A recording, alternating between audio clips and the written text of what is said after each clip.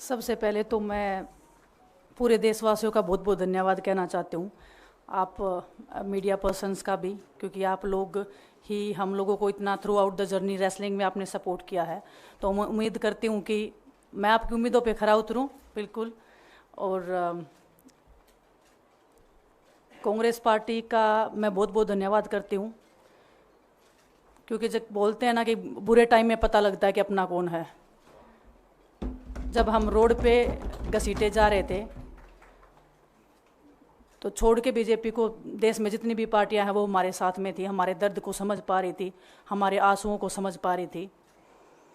मैं बहुत proud feel कर रही हूँ कि मैं एक ऐसी पार्टी में, एक ऐसी विचारधारा में हूँ जो महिलाओं के साथ हो रहा अन्याय और उनके साथ बुरे बर्ताव के खिलाफ खड़ी है। वो लड़ाई लड़ने के तैयार है, सड़क से लेकर संसद तक।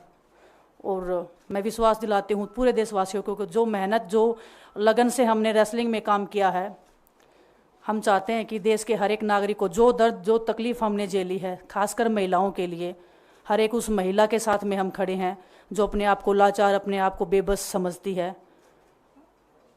रेसलिंग में मैंने पूरा कोशिश किया कि मैं जितनी भी महिलाओं को, छोटी बच्चियों को इंस्पायर कर सकती हूँ।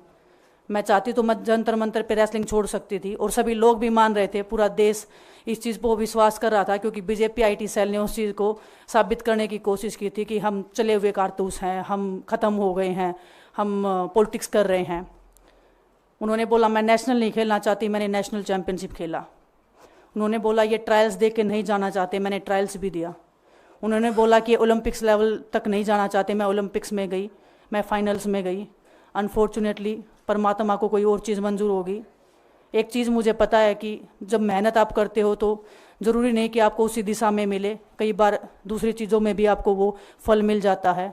और परमात्मा ने मुझे मेरे देश के लोगों की सेवा करने का जो मौका दिया है, वो मैं मानती हूँ कि उससे बड़ा पुण्य का काम कोई नहीं हो सकता है। मेरे लिए बहुत प्राउड की बात है। बहुत एक मैं नई पारी की शुरुआत कर रही हूँ आज से। मैं चाहती हूँ कि जो हमने फेस किया एज ए खिलाड़ी होने के नाते, उन सब खिलाड़ियों को वो चीज़ ना फेस करनी पड़े। हम उनकी लड़ाई में साथ हैं। शायद उनको आज हिम्मत मिले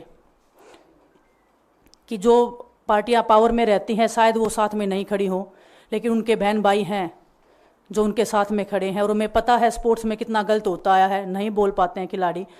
आप हमसे देख लो, बजरंग के ऊपर डोप का बैन लगा दिया 4 साल का, सिर्फ किसी लिए कि सिर्फ उन्होंने आवाज़ उठाई थी हमारे साथ बैठ के।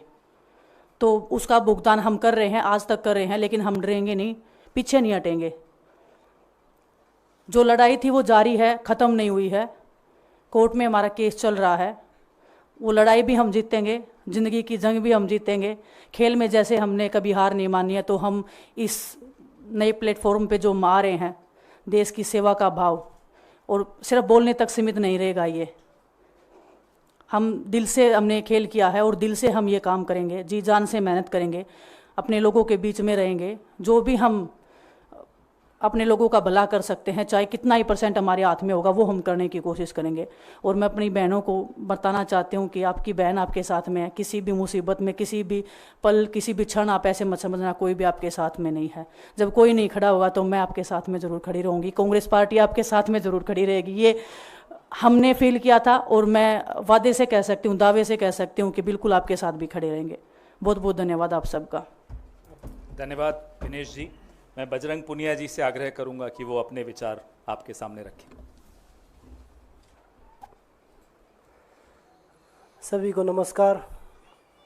और मैं धन्यवाद दूंगा केसी जी का, हरियाणा के प्रभारी हमारे दीपक बावरिया जी का, अध्यक्ष हमारे उदयभान जी का, पवन खेड़ा जी का, और विनीत पुनिया जी का, और जितने भी कांग्रेस के हमारे लीडर हैं उन सब का, कि हमें विनेश ने बताया कि बुरे समय में हमारे साथ खड़े हुए। जो आज बीजेपी की आईटी सेल बोल रही है कि इनका मकसद तो सिर्फ राजनीति करना था, हमने तो उनको लेटर भेजा था, वो जब भी नहीं आए। हमने तो बीजेपी के जो सांसद थी, जितनी भी महिला सांसद थी, उनके घर पे लेटर दिया था, वो फिर भी उन बच्चियों के साथ नहीं खड़े हो पाए। कांग्रेस पार्टी तो बिना कुछ हमने इनको बताया ये वहाँ पे हमारे साथ खड़े हुए। तो देश की बेटियों की जो आवाज़ उठाई उसका भुगतान हम कर रहे हैं। लेकिन ये चीज़ हमें पता लग गई कि जो अत्याचार बेटियों पे हुआ जंतर मंतर पे, उसके साथ सिर्फ बीजेपी पार्टी खड़ी हुई और सभी पार्टी हमारे साथ खड़ी थी। और जो भी आज हम इस पे कांग्रेस पार्टी में आए हैं, मैं धन्यवाद देता हूं सभी का। हम अपनी पूरी मेहनत, जितनी हमने कुश्ती में मेहनत की है, जितनी हमें किसान आंदोलन में मेहनत करी है, जितना अग्निपथ योजना के टाइम पे मेहनत करी है और बेटियों के आंदोलन में मेहनत करी है, ऐसे ही मेहनत करेंगे और कांग्रेस पार्टी को भी मजबूत करेंगे और देश को भी मजबूत करेंगे और ग्राउंड पे रह के काम करेंगे। जैसे रेसलिंग में बचपन से 7-8 साल की उम्र में लगे थे, जब यह पता नहीं था कि हम ओलंपिक मेडल जीतेंगे, लेकिन धीरे धीरे आगे बढ़ते गए, मेहनत करते गए और वो मुकाम हमें मिला, क्योंकि ओलंपिक से बड़ा कोई भी प्लेटफॉर्म नहीं होता। और जिस दिन विनेश फाइनल में गई, उस दिन पूरा देश जोश में था, पूरा जश्न हुआ। लेकिन अगले दिन जो घटना हुई, पूरा देश दुखी था। लेकिन कुछ आईटी सेल थी जो पूरा देश में जश्न मना रही थी, तो ये देश के लिए बड़े दुख की बात है। और पूरे देश को सोचना चाहिए कि आप किन लोगों को सपोर्ट कर रहे हैं। जो देश में खिलाड़ियों के साथ, महिलाओं के साथ, किसानों के साथ, जवानों के साथ जो अत्याचार कर रहे हैं, आप उन लोगों को सपोर्ट कर रहे हैं। तो मैं यही बोलूँगा कि हम मिलके मजबूती से लड़ेंगे और जो संघर्ष की लड़ाई, उसमें हम हमेशा कांग्रेस के साथ खड़े रहेंगे। और जो विनेश ने बोला कि हम हर जो महिला, जो बेटियां, देश की बेटियां हैं जिनके साथ अत्याचार होता है, हम उनकी आवाज़ हमेशा उठाते रहेंगे। सभी का धन्यवाद।